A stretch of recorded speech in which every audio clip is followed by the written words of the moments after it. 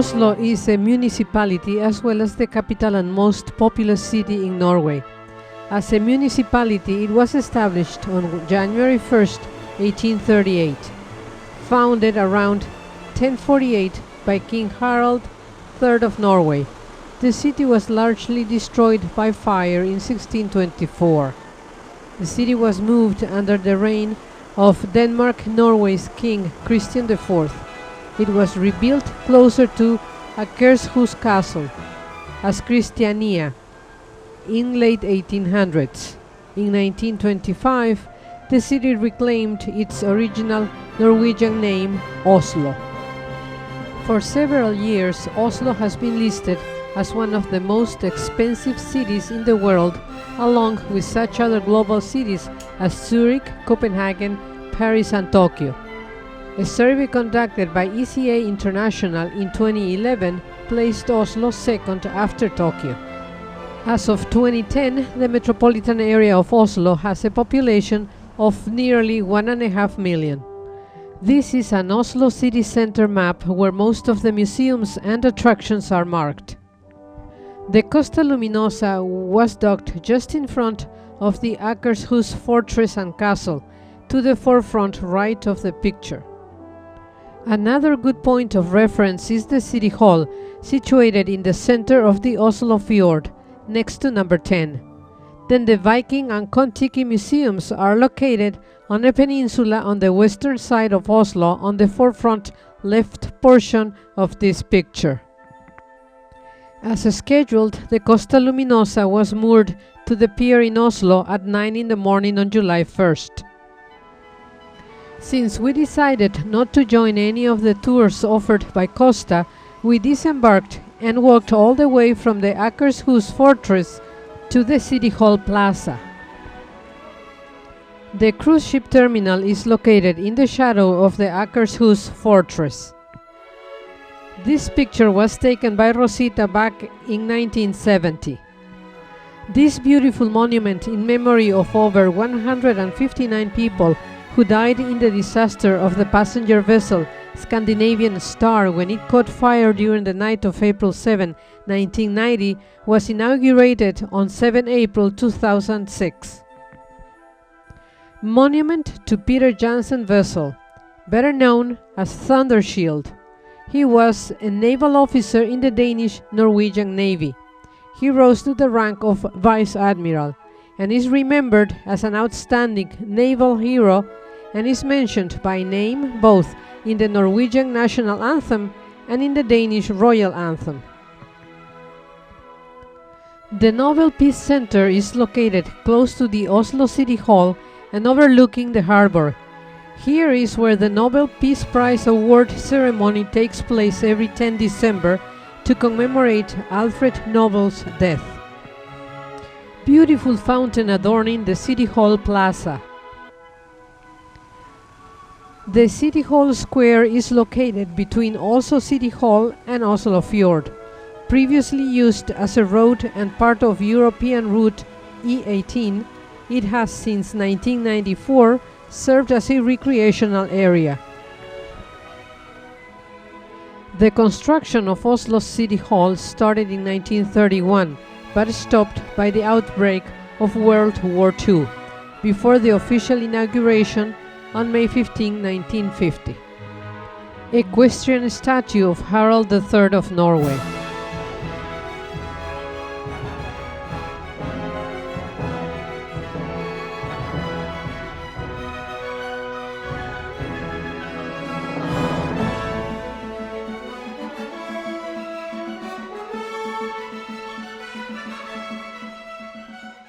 One of the many statues in front of the City Hall created by the artists Emil Lee and Per Hurum. Notice the cars of yesteryear in this picture captured by Rosita in 1970.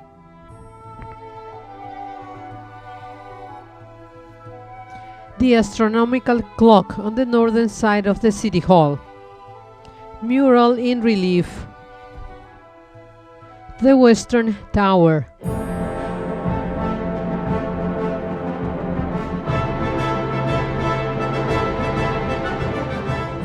The 49-bell carillon, which plays every hour on the roof of the Western Tower.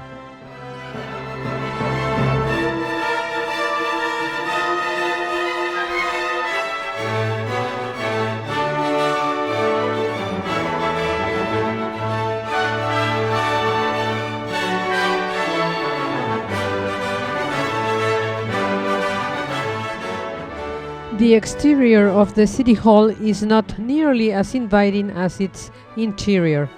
The interior is indeed magnificent, with walls covered in painted scenes of Norwegian life throughout the ages. Beautiful floor tiles and ceramic wall plaques and marble columns.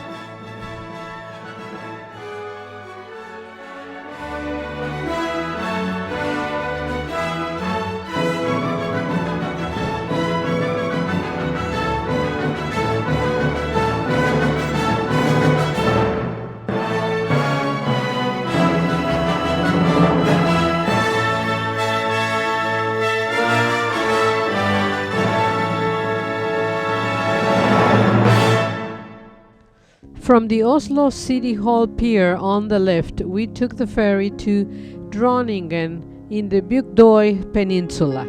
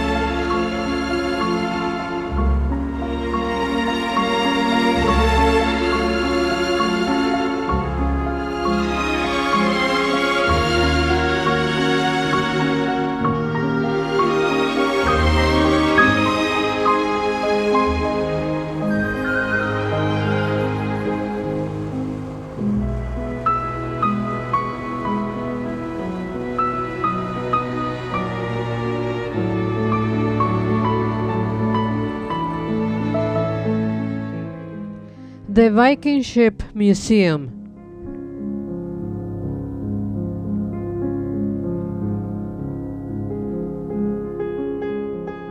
In 1960, Helge Marcus Ingstad and his wife Anne Stein found remnants of a Viking settlement in a province of Newfoundland in Canada. With that, they were the first to prove conclusively that the Greenlandic Norsemen had found a way across the Atlantic Ocean to North America roughly 500 years before Christopher Columbus and John Cabot.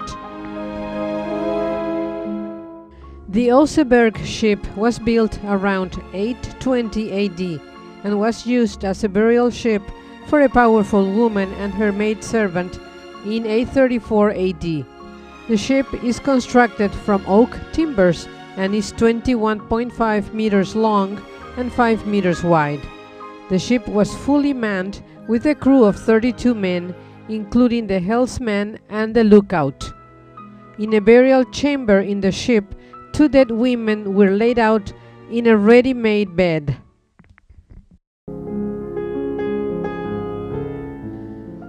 The Gokstad ship was built around 890 AD and used as a burial ship around 900 AD.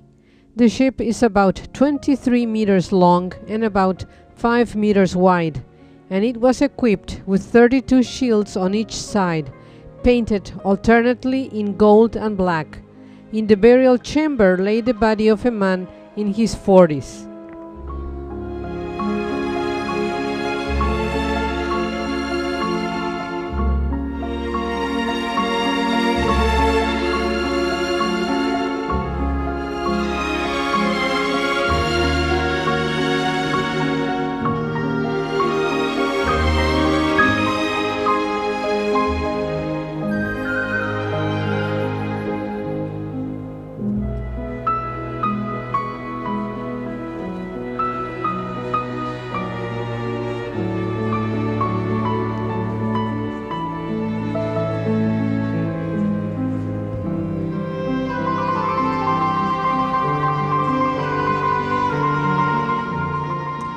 Tove and Rosita enjoying the views of the Oseberg ship from the vestibule mezzanine. The Thun ship was the first Viking ship to be discovered, and it is exhibited as it was found. The ship was clinker built of oak and dates back to about 900 AD. Without the Viking ship, there would have been no Viking Age. The ships of the Vikings were seaworthy vessels, capable of taking Norsemen wherever they wanted to sail. They were light and shallow and could be easily beached. This allowed the Vikings to attack without warning and make their retreat before their foes could gather their forces. After some years as a sea-going vessel, the Oseberg ship was finally laid to rest as a grave ship for a wealthy woman of high ranking. This woman received grave gifts for her journey to the realm of the dead, which included 3 highly decorated sleds and 1 sled of a simpler design.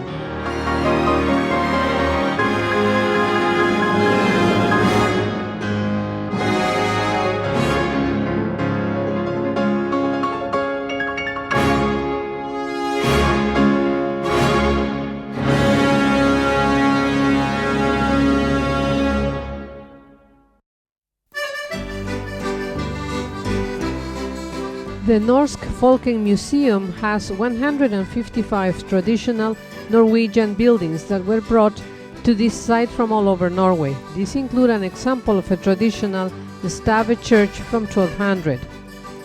Due to lack of time, we could not visit it, but Rosita has fond memories of it from her visit in 1970.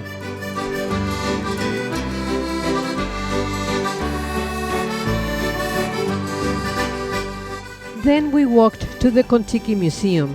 The good thing was that it was all downhill and the neighborhood was very nice, as many of the ambassadors live in that area.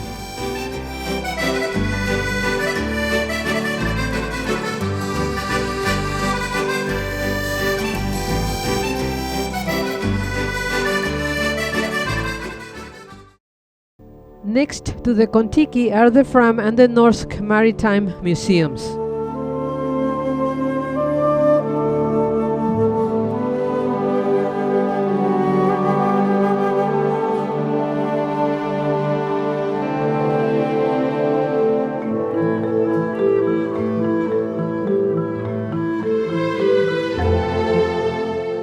Thor Heyerdahl gained worldwide fame when he crossed the Pacific Ocean on Kon-Tiki in 1947. This balsa raft carried Thor Heyerdahl and his crew of 5 men across the Pacific Ocean from Peru to Polynesia in 1947. Thus, it was shown that people from early South American civilization could have reached Polynesia with seafaring vessels.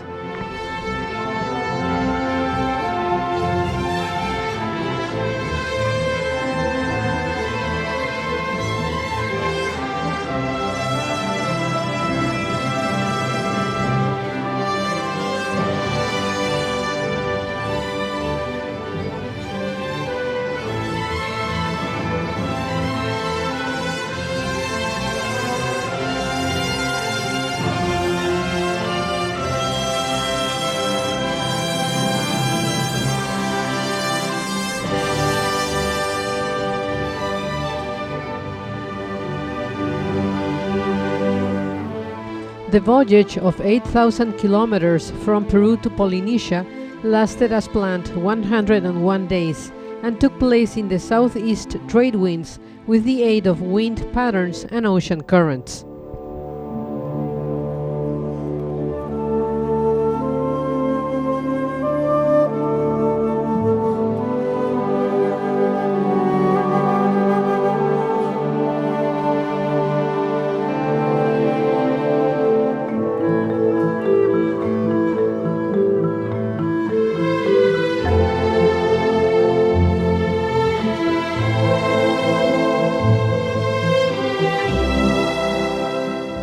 Our first encounter as we entered the museum was with Ra 2 1970.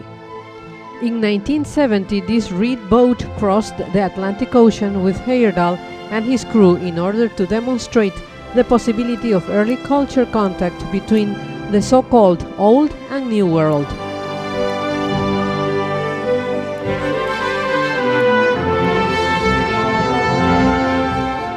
During the 6,100 kilometers sailing from Safi in Morocco to Barbados in the Caribbean, one could utilize the favorable wind patterns and ocean currents of the northeast trade winds.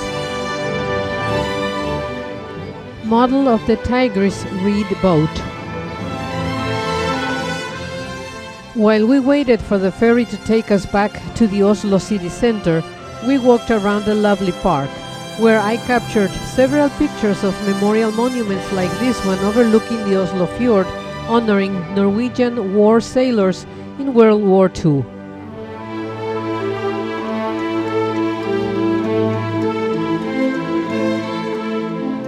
The Gioia was the first vessel to sail through the Northwest Passage, built in Hardanger 1872. Captain Roald Amundsen and 6 crew members sailed Gioia from Norway on the 17th June 1903. Rosita was the Oslo harbor behind her when she visited the museums in 1970. Then it was time to sail back to Oslo city center.